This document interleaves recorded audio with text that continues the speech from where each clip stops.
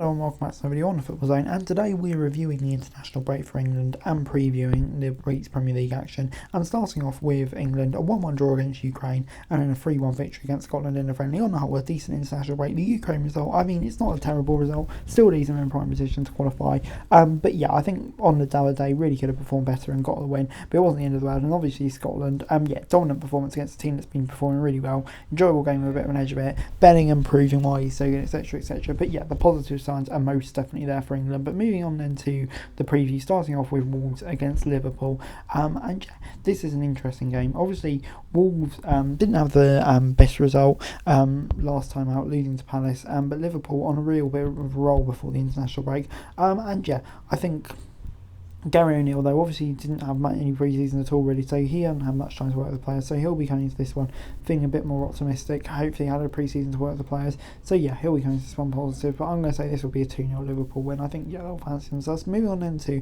West Ham as they take on Man City at the London Stadium, and West Ham coming into this one,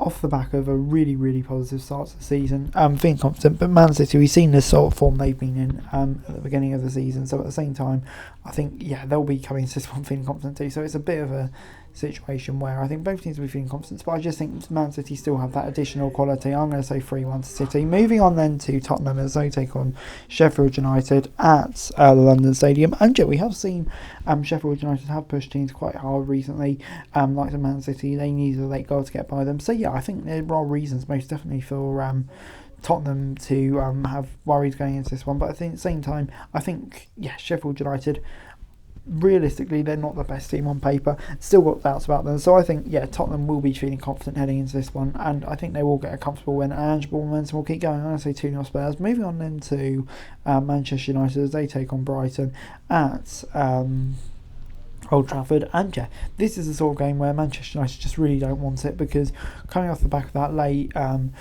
defeat last time out, they would have really wanted, an easy game started. But Brighton, it doesn't get much tougher than that.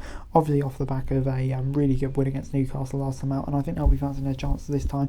But I'm going to say it's still Old Trafford. It's still a very tough place to go, isn't it? I'm going to say 1-1. Moving on then to Fulham as they take on Luton at Craven Cottage. And Luton, hopefully, we've seen before the international break, they've been getting more and more competitive, and hopefully they'll be coming into this one with a bit more optimism.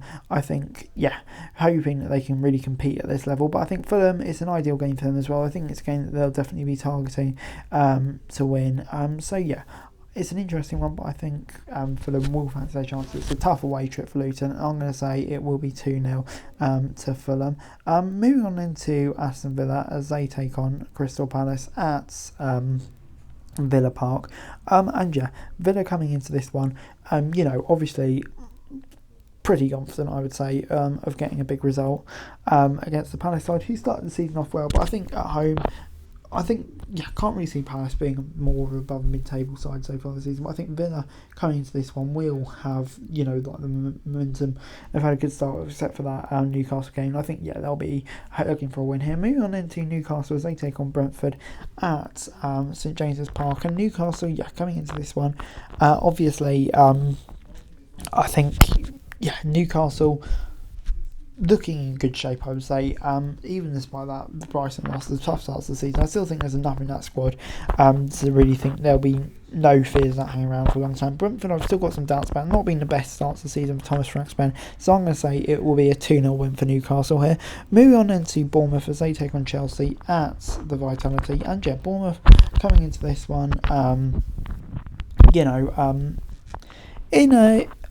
it's not been the best start of the season, but I think, at the same time, manager change, etc, it's going to take time, but I think there is downturn potential there against the Chelsea side, who are struggling though, so I think Chelsea will see this as an opportunity to really get some points on the board and target and get a result. So I'm going to say this will be a 2-0 win for Chelsea. Moving on then to Everton as they take on Arsenal at Goodison Park, and we've seen that in the past Everton has been a bit of a stumbling block for Arsenal, but I think at the same time there's just so much gap between these two teams at the moment. I just can't see a team like Everton defeating Arsenal with the quality that they possess, etc, so early in the season as well. I don't feel like there'll be usual precedent like we saw last time. So I'm going to say it will be a 2-1.